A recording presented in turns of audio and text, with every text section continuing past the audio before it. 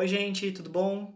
A gente na aula passada começou a ver as principais bases das psicologias científicas. A gente percebeu o quanto que a psicologia vai se formar basicamente em duas tendências principais, uma que se aproxima da psicologia, da ciência e dos modelos científicos, e outra que de alguma maneira contesta, critica e às vezes até se afasta da psicologia, dos modelos científicos, criando uma psicologia que vai ou buscar modelos científicos diferentes daqueles das ciências exatas, ou fazendo uma crítica e mantendo um posicionamento crítico em relação a essa tentativa de moldar a psicologia enquanto ciência. A gente viu nesse primeiro momento as correntes, né, as matrizes de pensamento psicológico que estavam próximas dos moldes científicos das ciências exatas. Então, são todas as teorias psicológicas que se baseiam nessas matrizes de pensamento vão ter como base modelos ligados à forma como a física, a química e a biologia pensam uma ciência, tá? Até agora a gente viu então a matriz de pensamento que vai dar base a essas escolas. A gente ainda vai ver essas escolas depois. Agora a gente vai se focar em um outro conjunto, em uma outra matriz de pensamento que vai justamente se formar fazendo uma crítica a essa busca por se criar uma psicologia com base na objetividade, na ideia de que é possível criar regras objetivas e gerais sobre a subjetividade. São teorias que se focam na ideia de que cada indivíduo, de que cada subjetividade, ela constitui um sentido próprio de como a realidade é. Vamos dar uma olhada então um pouco nessas teorias, hein? Vamos lá. Ó, gente, o segundo grupo de teorias, Figueiredo chama de matriz romântica ou pós-romântica. Por que ele está usando o termo romantismo, né? Por que ele está falando de romantismo? Porque são psicologias mais amorosas, mais felizes? Não tem nada a ver. A psicologia romântica, ela é um grupo de teorias que vai ter como base a noção de subjetividade que começa a se desenvolver no período filosófico que a gente chama de romantismo, que começa a se desenvolver lá na Alemanha, século XVIII para o XIX, basicamente baseado nas filosofias de Schopenhauer, que tem a ideia de que o indivíduo ele é uma subjetividade singular que não pode ser compreendida por leis gerais. Então, cada indivíduo ele não pode ser submetido às leis gerais. Para você entender o universo individual de cada um, você tem que olhar para cada um na sua particularidade. E ele fala de matriz romântica e pós-romântica porque ele está falando justamente de algumas teorias que depois do romantismo mantém essa mesma concepção de subjetividade. Aqui, nesse campo, não são as leis do comportamento ou do funcionamento da mente que importam. O que importa é justamente qual é o sentido que esse comportamento, ou que essa fenômeno, ou que essa situação tem para essa pessoa ou para esse grupo em particular. As teorias que estão sob essa matriz romântica e pós-romântica vão estar divididas em duas submatrizes principais. A primeira submatriz é a matriz vitalista ou naturalista. Esse nome aqui, vitalismo, ele é um nome que também remete a umas coisas meio cabeludas, vamos dizer assim, né? Tá falando de uma teoria que é uma teoria que a gente chama de vitalismo. O vitalismo é uma teoria que diz que existe uma força que não são as forças naturais, as forças da física, mas uma força vital, uma força que muitas pessoas, inclusive, chamam de sobrenatural ou de algo que está para além da natureza, que seria uma força que nos guia, que nos direciona a um determinado desenvolvimento. A ideia é o seguinte: para esses teóricos que acreditam no vitalismo, eles defendem que a vida humana é tão complexa, a vida em si, a biologia é tão complexa, que as leis do acaso da evolução, sozinhas, não dariam conta de explicar a complexidade, né, e a beleza da natureza. Para poder explicar como que a natureza se organizou dessa maneira, em que parece tudo tão perfeitamente encaixado, precisaria ter uma força que nos orientasse nessa direção. Essa força a gente chama de força finalista. Por que finalista? Porque ela nos dirige a uma finalidade, a um objetivo final. E a gente chama essa força de força vital ou vitalista justamente porque ela é uma concepção de biologia que não é a concepção determinista evolucionista.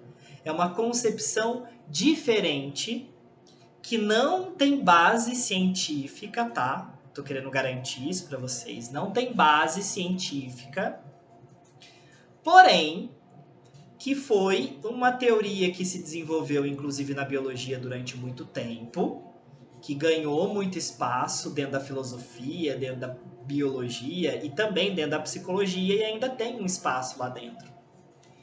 Ela é vitalista e naturalista porque ela diz então que existe essa tendência vital do organismo de desenvolver as suas potencialidades, de se tornar algo, né, como se fosse assim, cada ser humano, do mesmo jeito que cada árvore, é uma sementinha, e dentro dessa semente já tem todas as nossas possibilidades de desenvolvimento. Cabe a gente desenvolver os nossos potenciais internos. Só que depende de como o ambiente permite esse desenvolvimento. Do mesmo jeito que uma semente no deserto não cresce, um humano num ambiente pobre não se desenvolve. Então a gente vai entender que nós temos potencialidades internas que já estão lá e que a gente vai desenvolver ou não, tá? Essa é a primeira matriz romântica. Essa matriz, ela desafia os conceitos científicos da outra matriz. Então ela não é uma matriz que busca um modelo de cientificidade, ela é uma crítica à cientificidade. Ela justamente quer dizer não. A psicologia não pode se adequar aos modelos da física, da química e da biologia tradicional. Ela tem que se adequar a um modelo diferente, a uma forma de pensamento diferente, que não a científica. Então eles são críticos, né? Eles se colocam em oposição a esse pensamento científico. Diferente da submatriz compreensiva. Essa submatriz, ela vai dizer o seguinte: não é que a psicologia não se adequa ao modelo científico. A questão é que a psicologia, ela não é uma ciência exata, como a física e a química é. Ela não é uma ciência biológica, do jeito que a biologia é. Ela é uma ciência humana. Ela está próxima da antropologia, da sociologia, né? Ela está próxima das ciências humanas. As ciências humanas, elas não buscam explicar os fenômenos, elas buscam compreender o sentido dos fenômenos. Então, as teorias compreensivas, quando elas buscam os elementos essenciais do psiquismo, nossa, gente, isso aqui tá tudo errado. Eu usei o modelo de lá para explicar, apaga tudo isso daqui, que isso daqui é o que estava escrito lá no outro, que é o atomicista e mecanicista. O modelo compreensivo, agora vocês escrevam aí, quer dizer que são teorias que buscam compreender o sentido que está por trás dos fenômenos psicológicos, tá? Então, quais são o sentido que está por detrás de cada fenômeno? Dentro dessa submatriz, eu tenho uma submatriz. Eu tenho algumas escolas diferentes. Dependendo do quê? Dependendo de como elas compreendem a significação, né? Da onde vem a significação do comportamento humano. Tem uma matriz que se chama historicismo ideográfico. Historicismo significa que o foco é a história, é o desenvolvimento histórico. Ideográfico, idio, tem a ver com o indivíduo, com o particular. Então, o historicismo ideográfico são aqueles pensamentos que dizem que não existem significados gerais que valham para todos os indivíduos. Eu tenho que examinar os indivíduos no particular. Eu tenho que examinar cada um. Então não existe uma psicologia do ser humano em geral. Existe a psicologia do José, existe a psicologia da Clara, existe a psicologia da Joana, existe a psicologia de cada indivíduo. Cada um tem uma vida, cada um tem uma psicologia específica, tá? Só essa escola ela é muito radical no subjetivo, né? A gente chama ela de subjetivista. Quer dizer que só a subjetividade individual é o que importa. Não tem como eu entender a subjetividade de forma coletiva. A maioria das correntes psicológicas, elas não são tão subjetivistas assim, tá? As outras duas formas de buscar o sentido do comportamento, né, das vivências humanas, é aquelas baseadas nas teorias estruturalistas. As teorias estruturalistas, elas são um grupo de teorias das ciências humanas que surgem no século XX na França e que vão atravessar diversas escolas de pensamento, diversas formas de pensamento. Vamos ter filosofias estruturalistas, como uma parte da teoria do Foucault, como Roland Barthes. A gente vai ter antropólogos estruturalistas, como o grande Lévi-Strauss, que é um nome muito importante para a antropologia e também para a psicologia, de certa forma, né? Que influenciou bastante as nossas teorias. Vamos ter também na psicologia, na psicanálise, através do Lacan, que é um psicanalista que introduz alguns conceitos estruturalistas na psicanálise. Aí, e na linguística, né, que é aonde começa o estruturalismo.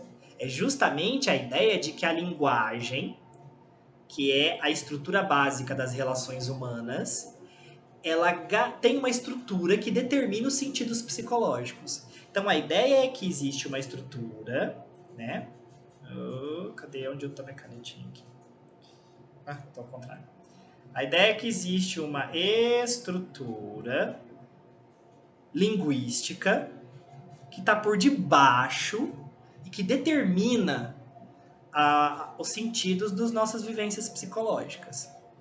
Um outro conjunto de teorias tem a base na teoria fenomenológica, que é uma filosofia que surge no final do século XIX pelo Edmund Russell, que é um alemão que vai criar um método fenomenológico, tá? A fenomenologia, ela existe antes do Russell, tá? Mas a escola fenomenológica que dá início a essa forma de ver a psicologia é a do Russell, tá? Que depois vai dar base a toda uma escola de psicologia com o mesmo nome. A ideia dele é que a psicologia, né, a filosofia também, ela não pode ficar tão presa às teorias científicas. Antes dela chegar nas teorias científicas, ela tem que olhar para as vivências humanas, para a forma original de relação do indivíduo com o mundo, com as coisas. Então a gente vai se focar primeiro aí, como que o indivíduo vive e experimenta o mundo. Eu tenho que descrever o sentido dessas vivências para o indivíduo, para depois criar uma teoria sobre ele. Com isso, a gente tem as principais correntes da matriz romântica. Essas teorias compartilham algumas formas de visão de mundo e de conhecimento. Para elas, o conhecimento científico da época, ele não é suficiente para entender a mente humana. Então eles dividem as ciências em dois grupos. Tem as ciências naturais, que são as explicativas. Essas ciências, elas dão o porquê. Nossa Senhora, tá caindo minhas letras. Elas dão o porquê. Falta aqui o... Enquanto que as compreensivas, elas dão o como. Como as coisas são. Qual é o sentido, né, dessas coisas? E as ciências naturais explicam o porquê elas são assim. A psicologia não se enquadraria numa ciência explicativa natural. Ela seria uma ciência compreensiva. Né? Então ela tem que estar preocupada com o sentido das coisas. E um outro ponto de vista dessas teorias é justamente isso, de que o conhecimento sobre o homem não pode ser universal. Eu não posso criar uma lei de como o homem funciona. Cada indivíduo é singular. Por quê? Porque nós temos liberdade. A liberdade garante que nós façamos escolhas não determinadas por leis que diz para onde a gente vai. O homem, então, ele tem um comportamento que tem um significado para ele. Então, quando eu tomo determinada atitude, quando eu faço determinada escolha, eu faço isso por uma determinada possibilidade de vida. Eu sou livre, eu tenho liberdade. A partir dessa liberdade, eu vou escolher determinadas opções. Ah, mas eu sou livre para fazer tudo? Não. Eu tenho um pouco de determinismo, ou seja, eu não posso escolher tudo na minha vida. Tem coisas que limitam as minhas possibilidades. É que dentro dessas limitações, eu posso escolher algumas coisas. Então nunca vai ter uma teoria que traduza quem eu sei, quem eu sou. Essas teorias vão me permitir compreender as minhas possibilidades e a forma como eu vivo em relação a essas possibilidades. Quando eu vou falando dessas duas matrizes, eu vou ter teorias que são mais próximas do polo cientificista e mais próximas do polo romântico. Dentro do polo cientificista, algumas teorias são muito próximas dessa visão nomotética e quantificadora, dessa busca por leis matemáticas. Então eu vou ter aqui o início da psicologia com Wundt, que vai dar base nesse estruturalismo, tá? A psicofísica, vocês estão começando a ver algo da psicofísica na aula do Elvio, quando ele começa a falar das leis que guiam as sensações, as percepções. Mais para frente vocês vão ver isso também nas disciplinas de avaliação psicológica, que são as disciplinas que buscam medidas estatísticas para compreender alguns fenômenos humanos. Então, qual que é o tamanho do seu QI, né? Quanto que vale o seu QI? Qual que é o fator psicológico mais importante na sua vida? São teorias que buscam quantificar o psiquismo. Outras teorias mais atomicistas e mecanicistas, que visam criar leis mecânicas, a gente vai ter aí alguns autores, como o Watson e o Pavlov, que são importantes para a escola da análise do comportamento. Outros autores que foram muito importantes, o Thorndike também foi importante para a escola da análise do comportamento. O Fechner foi um psicólogo que a gente estuda como base da história da psicologia, tá? A gente não tem uma escola específica dele. Ele está muito ligado a uns conhecimentos da psicofísica. E, gente, olha aqui, o Freud.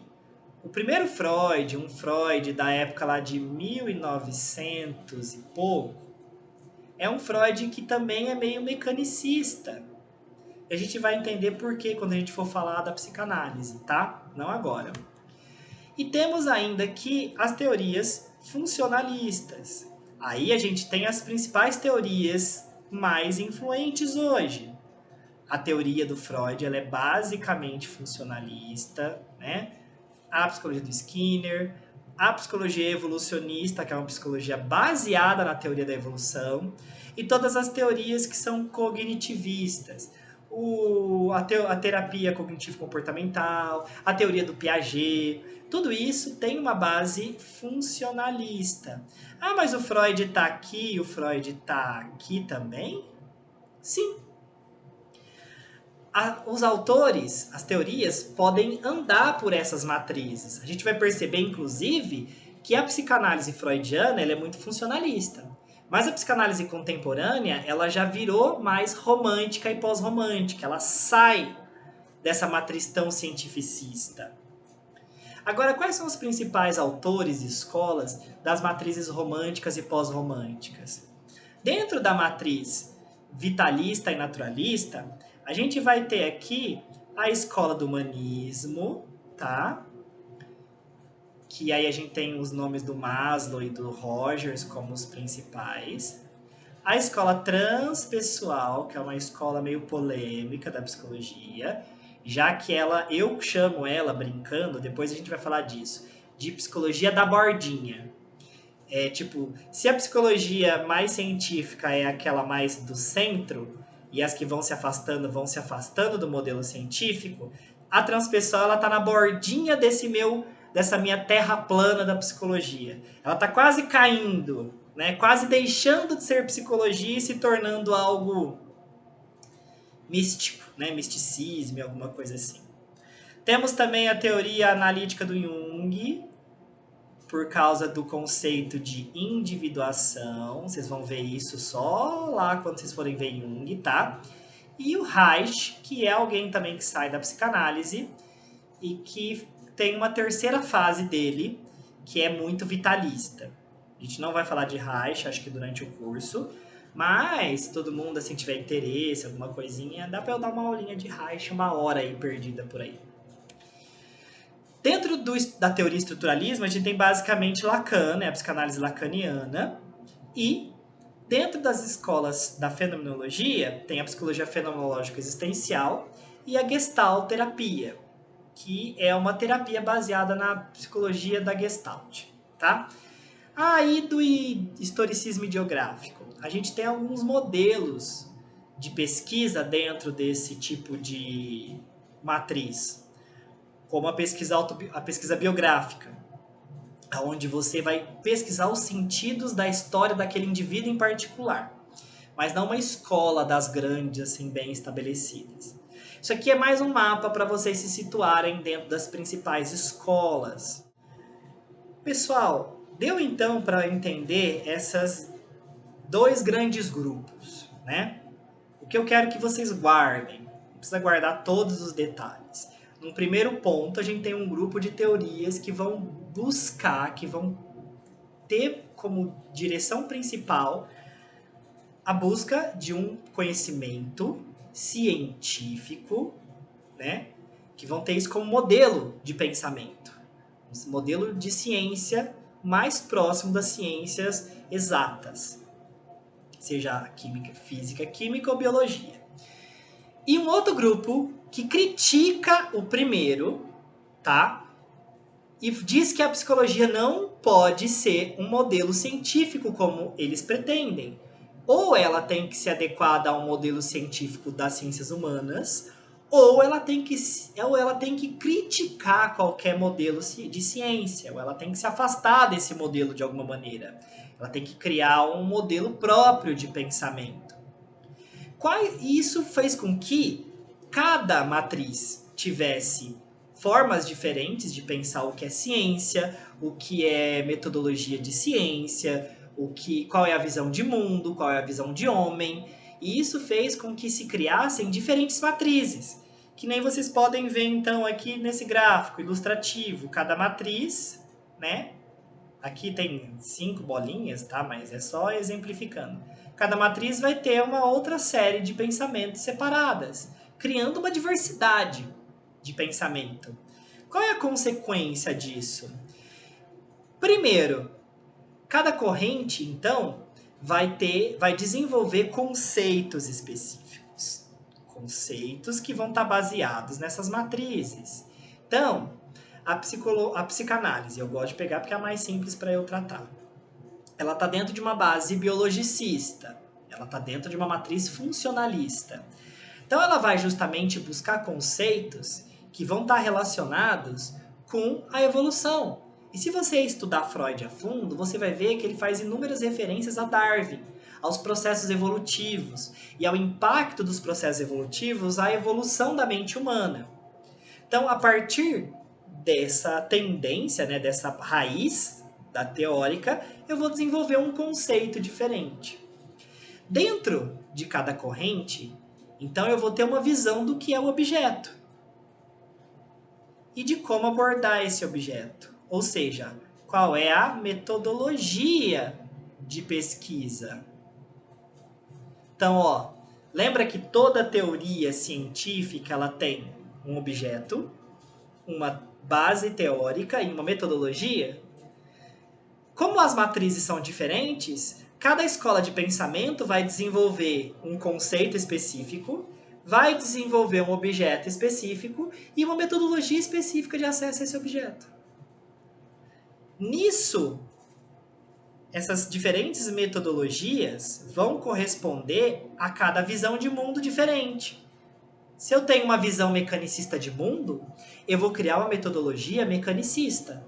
Se eu tenho uma visão vitalista do mundo, que o mundo humano é organizado por essas leis que nos direcionam o nosso comportamento, eu vou ter uma metodologia que vai acessar isso. Se eu entendo que o objeto da psicologia ele tem que ser compreendido pelo sentido que ele tem para o sujeito, eu vou ter uma metodologia para acessar esse sentido. Então, vai ter sempre teorias, objetos e metodologias diferentes, ficando impossível, e aqui eu quero frisar esse quarto ponto, mas eu quero frisar, eu quero que isso fique tatuado nos seus neurônios, tatuado, a ponto de vocês nunca mais conseguirem apagar isso da sua memória. Imagina que eu tô pegando aquele ferro quente de marca-boa e marcando assim, bem no cérebro, assim, queimando. Porque isso é extremamente importante, não para prova, não para teoria, mas para profissão, enquanto pessoa, enquanto psicólogo, tá?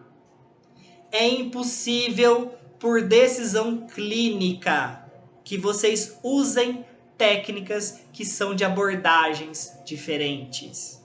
Cada abordagem tem uma base teórica, uma noção do objeto e uma metodologia diferente. Eu não posso pegar uma técnica de um e usar no outro. Não dá.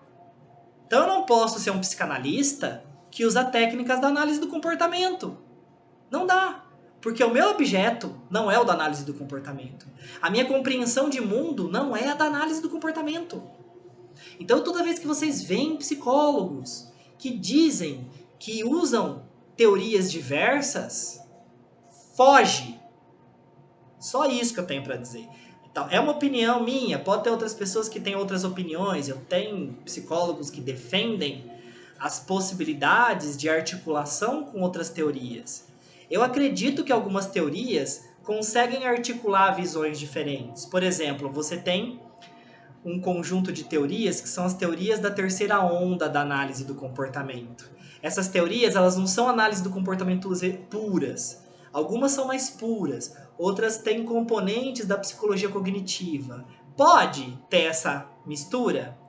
Primeiro, essas abordagens não surgiram do nada. Elas foram desenvolvidas com muita seriedade ao longo do tempo.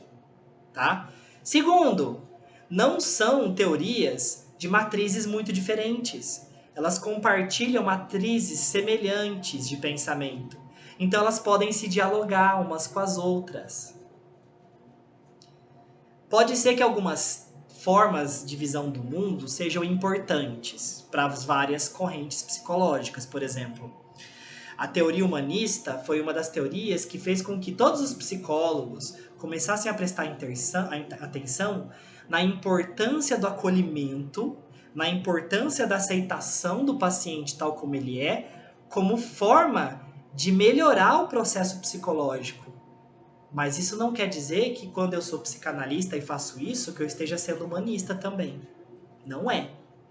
A minha concepção de objeto, a minha concepção de mundo ainda é da psicanálise. Apesar de eu atuar de uma maneira também com uma espécie de acolhimento. Mas o acolhimento, para mim, vai ter um significado diferente do acolhimento da humanista. Então, não misturem teorias. E ai, se eu souber que tem aluno meu fazendo isso depois. Eu fico bravo, hein? Pelo amor de Deus. Então a gente vai começar a entender que cada psicologia vai compreender o mundo a partir do seu ponto de vista, a partir de uma determinada visão do objeto e a partir de uma metodologia. Tudo isso relacionado a um contexto sócio-histórico específico. Pessoal, conseguimos então entender o que dá base a essa diversidade de teorias? Conseguimos ver da onde isso surge?